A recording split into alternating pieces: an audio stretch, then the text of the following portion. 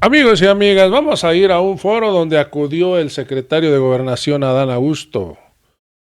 Un foro sobre la reforma electoral. Vamos a escuchar cómo le manda un mensaje a Ciro Murayama y a Lorenzo Córdoba. Amigos y amigas, vamos a ir al video. Miren, estamos viviendo en el país un momento trascendental. Hoy en la mañana comentaba con el presidente que venía aquí a Guadalajara y que veníamos a hablar de la reforma electoral. Y me dice, hay que ir, no nada más a Jalisco, sino hay que ir a todo el país, porque evidentemente hay un bloque opositor a todo lo que representa este proyecto de nación, la cuarta transformación de la vida pública del país, y que ha venido construyendo a base de mentiras, de falsedades, de inexactitudes, un discurso que creen ellos que con eso van a descarrilar lo que este movimiento representa. Y nada más alejado de la realidad. Sucede que el presidente de la República no está solo y que si bien él todos los días se encarga en la conferencia de prensa de difundir qué es lo que contiene la reforma electoral, pues sabemos quienes tenemos la obligación, el compromiso de ayudarlo en estas tareas, desde luego gobernadores, dirigentes partidistas, legisladores, diputados federales, senadores, y en el caso de quienes somos funcionarios públicos, pues esta tarea radica fundamentalmente en los encargos del secretario de Gobernación. Por eso, pues yo no me voy a cansar de platicarles a ustedes qué es lo que contiene verdaderamente la reforma electoral. Algunos la conocen como Plan B. En realidad, pues es una reforma electoral muy bien redactada, es una reforma electoral a profundidad y que surge de la necesidad de ir cada día perfeccionando primero los mecanismos de participación democrática que tenemos los mexicanos y en segundo lugar, pues ordenando las tareas del Instituto Nacional Electoral. Muy pocos saben que esta reforma en realidad es una reforma a 6 leyes o una reforma a 5 leyes y la creación de una ley nueva que es la Ley General de Medios de Impugnación. Hasta antes de esta reforma, pues los ciudadanos y los partidos políticos tenían muy pocas oportunidades de fundamentar los medios de impugnación. Por eso se pensó y se diseñó, los legisladores diseñaron una nueva ley o una Ley General de Medios de Impugnación que consta de 70 artículos y en la cual se documenta todo el proceso, lo que nunca se había hecho antes. Se le reconocen las facultades a los organismos locales, pero se le transfieren otras a las autoridades del ámbito judicial federal, como lo es el Tribunal Federal de Conciliación y Arbitraje. Es una reforma diseñada, entre otras cosas, para que los mexicanos gastemos menos en los procesos electorales. Se suprimen por ello las figuras de las vocalías auxiliares. Estos constaban de 5 miembros, 300 juntas auxiliares. Se reduce a solamente 1 porque pues prácticamente los otros 4 disfrutaban de una suculenta beca que incluía hasta seguros de gastos médicos, gastos onerosos de celular y otras cosas, y se deja solamente un responsable que es el que auxilia a las juntas locales. Las juntas locales se reducen de 5 vocales se reducen a 3.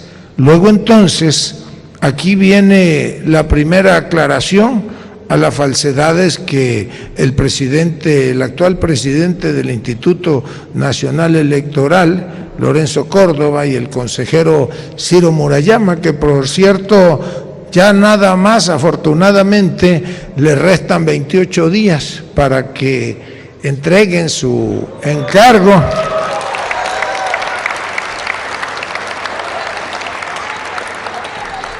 Ellos han sostenido que por esta reforma electoral se van a despedir a 8,000 trabajadores. Nada más alejado de la realidad.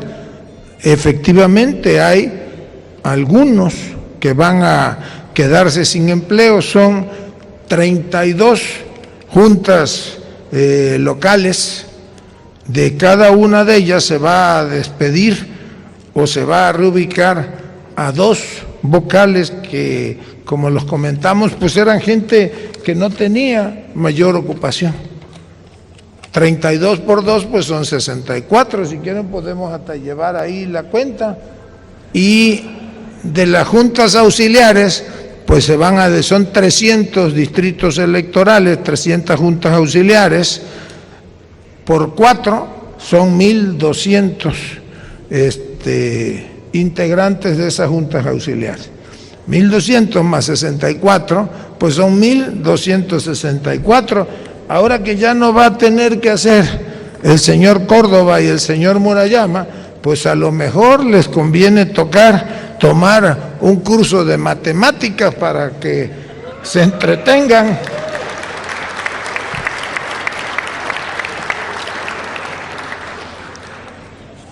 El resto del personal que labora en el Instituto Nacional Electoral es intocable. Sí hay algunas áreas que sufren algún ajuste, pero ese personal de áreas administrativas o de la Secretaría Ejecutiva pues forman parte del servicio profesional de carrera. Luego entonces se les va a reubicar en otras áreas. Miren, el INE tiene aproximadamente 17,500 trabajadores, desde el más modesto de los trabajos hasta el más encumbrado. Nada más que tiene una burocracia dorada, una élite. Ahí hay un señor que es el secretario ejecutivo, Edmundo Jacobo. Edmundo Jacobo pues terminó sus funciones con la entrada en vigor de esta ley. ¿Saben cuántos años tenía el señor Edmundo Jacobo ahí como secretario del Instituto Electoral? No, tiene 30 años como funcionario del Instituto Electoral, pero fue electo para un periodo que ya se le había vencido. Y entonces utilizaron algo que los abogados conocen como chicana. Él fue electo en abril del 2014 como secretario ejecutivo. ¿Ustedes se acuerdan de aquella cosa que le llamaron Pacto por México? Bueno, pues de eso se derivó en aquella época una supuesta reforma electoral que, entre otras cosas, convirtió en ley añejos reclamos del hoy presidente Andrés Manuel López Obrador. ¿Se acuerdan del voto por voto, casilla por casilla, por ejemplo? Pues esa reforma lo que hizo fue permitir que eso se convirtiera en una realidad, que se fortaleciera el trabajo del Instituto Nacional Electoral.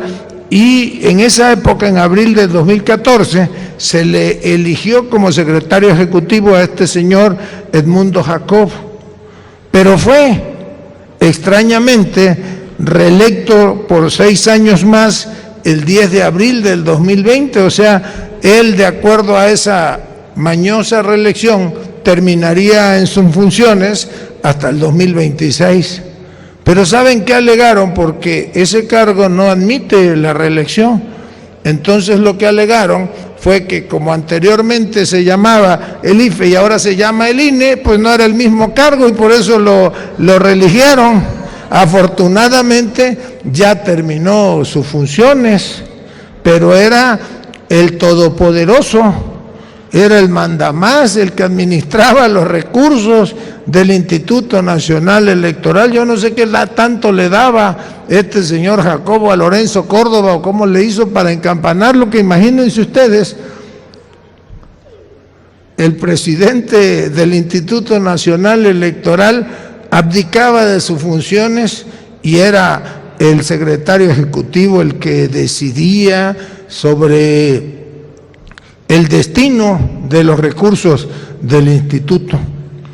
Afortunadamente ahora, con la reforma electoral, desaparece la Secretaría Ejecutiva como tal y se les regresa a los consejeros la facultad de coordinar los trabajos.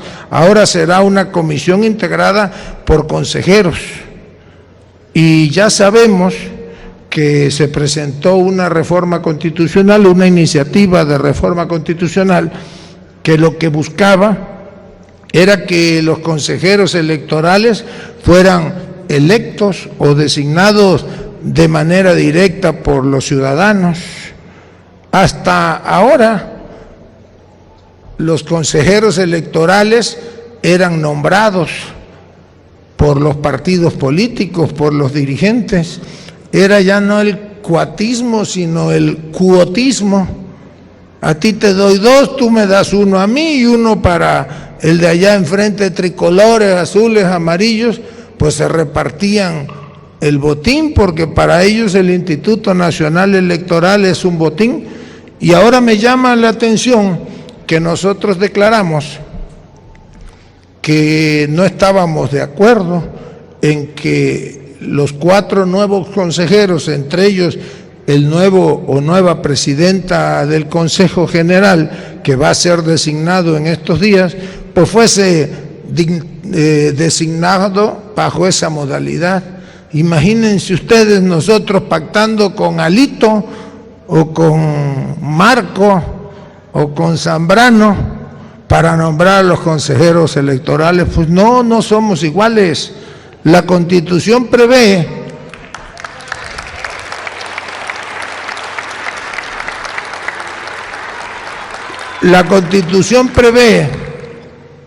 que en una primera instancia se nombre a un comité técnico y que este comité técnico tiene la obligación no nada más de emitir la convocatoria, de aplicar los exámenes y definir, en el caso de estos 4 consejeros, 4 quintetas.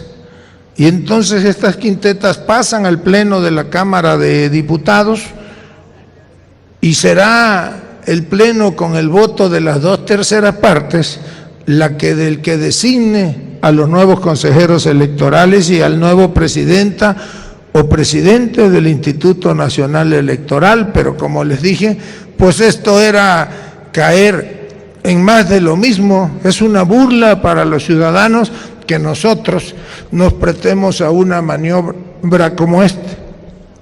Al no haber el voto de las 2/3 partes, que pomposamente estos señores llaman el consenso, Lorenzo Córdoba salió a decir que renunciábamos a la política porque no queríamos construir el consenso de los legisladores para nombrar a los consejeros electorales. Pues sucede que a él lo nombraron así. Yo y Chema era legislador federal cuando nos tocó ver cómo designaron a este señor Córdoba. Fue cuota de los partidos políticos, fue una cuota del PRI para el nombramiento de Lorenzo Córdoba. Murayama, si mal no recuerdo, fue una cuota del PRI, en eso de que 2 para ti, 1 para mí y 1 para el otro. Entonces, la Constitución mandata que cuando no hay las 2/3 partes, habrá un proceso de insaculación. Esas quintetas, en este caso 4 quintetas, pasan al Pleno y se van a insacular. Esto es que yo no digo que la suerte, sino que la fortuna nos va a decir quiénes serán los nuevos consejeros, consejeras y el nuevo o la nueva presidenta del Instituto Nacional Electoral. Y dice la Constitución que si por alguna razón no se puede votar o no se puede, insacular en el Pleno de la Cámara de Diputados, pues ya ven ustedes cómo se las gastan estos, llevan a las hordas a que bloqueen las entradas, que bloqueen las tribunas, son capaces hasta de robarse la urna donde estén los nombres. Entonces dice la Constitución que en ese caso los 20 nombres o las 4 quintetas se enviarán a la Suprema Corte de Justicia de la Nación para que sea el pleno de los 11 ministros de la Corte o en el pleno de los 11 ministros de la Corte donde se insacule y se nombre a más tardar el 4 de abril, día en el que el señor Córdoba, Lorenzo Córdoba, termina sus funciones. Afortunadamente, 28 días, venimos contando los días que le faltan ya.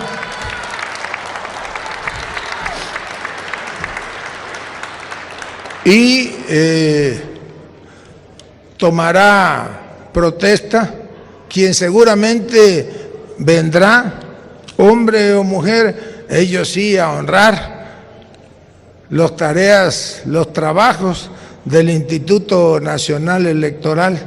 Ya nunca más es un presidente o presidenta del Consejo General del Instituto Nacional Electoral convertido en supuesto paladín de la democracia. Pues no es más que lo mismo, es una élite, una burocracia dorada que ha disfrutado a lo largo de los años de jugosos emolumentos, de seguro de gastos médicos, de celulares, de pago de cocineros, viáticos, viajes por todo el mundo. Pues esto ya se acabó. Se rumora por ahí que el señor Córdoba se va a llevar como 12 millones de pesos, por supuesto, bono de retiro o bono de marcha. Pues ya, que se lleve el dinero mal habido, pero que ya se regrese a sus otras tareas. Yo ya se los dije,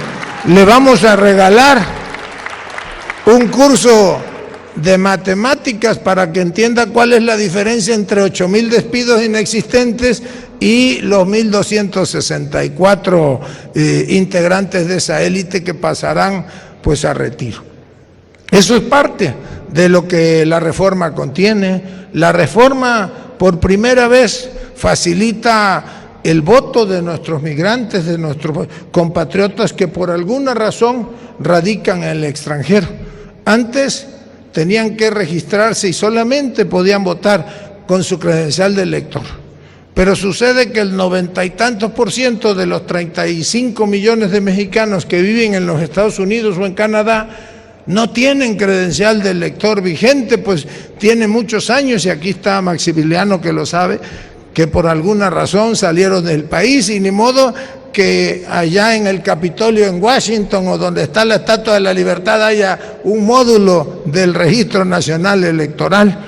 Ahora van a poder votar con su pasaporte, pero si tampoco tienen el pasaporte actualizado, podrán hacerlo con una matrícula consular. Esto es una especie de permiso o de reconocimiento que los consulados de México en el extranjero expiden con mucha facilidad, y adicionalmente a ello, pues van a votar por internet, lo que facilita, porque a veces muchos migrantes, aunque tengan su credencial de elector vigente, no iban a votar por el temor de que los estuviesen, como se dice vulgarmente, cazando a ver a qué horas llegaban los mexicanos a votar para apañarlos y deportarlos a nuestro país. Ahora no, ahora se les da a nuestros migrantes la seguridad de que pueden votar sin que tengan ningún contratiempo allá en el extranjero. Igual, otra cosa que no dicen esta, yo le digo, dupla maléfica de Lorenzo Córdoba y de Ciro Murayama, es que se terminó con el reparto de las dádivas. Ya nunca más una tarjeta monedero electrónico, tarjeta de débito, vale de despensa, podrá ser utilizado para comprar, para coaccionar el voto. El voto de los mexicanos es libre y es secreto, es libre de cualquier coacción, de cualquier componenda. Nada mejor que los millones de mexicanos que estamos en el padrón electoral podamos votar libremente, y se termina con otra añeja complicidad y tampoco hablan de ello. ¿Saben ustedes que en el viejo régimen se acostumbraba que los contratistas, los constructores, los proveedores fueran con el candidato y le llevaban las bolsitas llenas de dinero y le dicen: mira, yo te voy a ayudar para pagarte tu campaña, pero eso sí, cuando ganes, ahí voy a estar? Y ahí llegaban y entonces traficaban con las obras, con el contrato, con la proveeduría. Ahí está el caso. Yo nada más le recuerdo dos casos. El primero de ellos fue aquel famoso Pemex Gate, allá por el año 2000, casi 3,000 millones de pesos del presupuesto público desviados en una trama de triangulación financiera.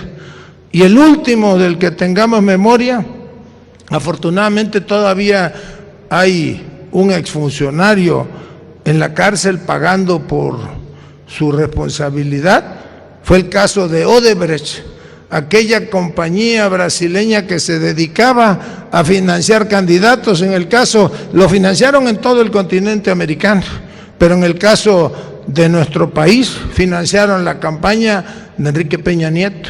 Y fue hasta ahora que la autoridad, 6, 7 años después, fue capaz de hacer las investigaciones. Eso ya se acabó, ya nunca más habrá este tipo de coacción, de componenda para financiar las campañas políticas. Eso es parte de lo que contiene la reforma electoral. Como se habrán dado cuenta, pues ni se pone en riesgo al Instituto Nacional Electoral, ni está desapareciendo. Llegaron a inventar que ya iban a desaparecer los módulos del Registro Federal Electoral y que ahora en las oficinas de gobierno era donde uno iba a poder sacar su credencial de elector. Pues eso es otra, por decirlo elegantemente, pues otra mentira. Los módulos del Registro Nacional Electoral igual y se instalan en oficinas del INE, pero también se instalan en las plazas públicas, en los kioscos, en la oficina. ¿Qué de malo tendría que aquí se ubicara, por ejemplo, en este hermoso recinto, aquí en el patio, se instalara un módulo del Registro Nacional Electoral y aquí vinieran los jaliscienses a renovar o a sacar su credencial de elector? Pues no tiene nada de malo. De lo que se trata es de facilitar la participación en las elecciones. En el colmo del absurdo, y ustedes lo han visto, una campaña, porque lo que quieren hacer es lo siguiente. ¿Saben ustedes cuál es el documento de identificación más preciado por los mexicanos? Digamos que el documento oficial de identificación es que no se llama INE, se llama credencial para votar, pero es toda una campaña de manipulación utilizando el nombre del INE. Si ustedes revisan su credencial, pues allí dice credencial para votar, no dice INE. Trae el logotipo del Instituto Nacional Electoral, pero sin esa credencial uno no puede identificarse de manera legal. En algunos casos pues tienes que ir con tu pasaporte, con tu cartilla, con tu cédula profesional que los tiene, o una licencia. Entonces es todo un entramado que han construido para demeritar la reforma electoral, y desde luego pues es la única manera que ellos tienen, a base de mentiras, para intentar, los del bloque opositor, pues llamar la atención de los ciudadanos. Lo que quieren a toda costa pues es descarrilar este proceso de transformación que vive México. Pero aquí se los digo a ustedes, a nuestros amigos, a nuestras amigas, a nuestras hermanas, a nuestros hermanos, este país tiene todavía mucho presidente y hay muchísimo movimiento y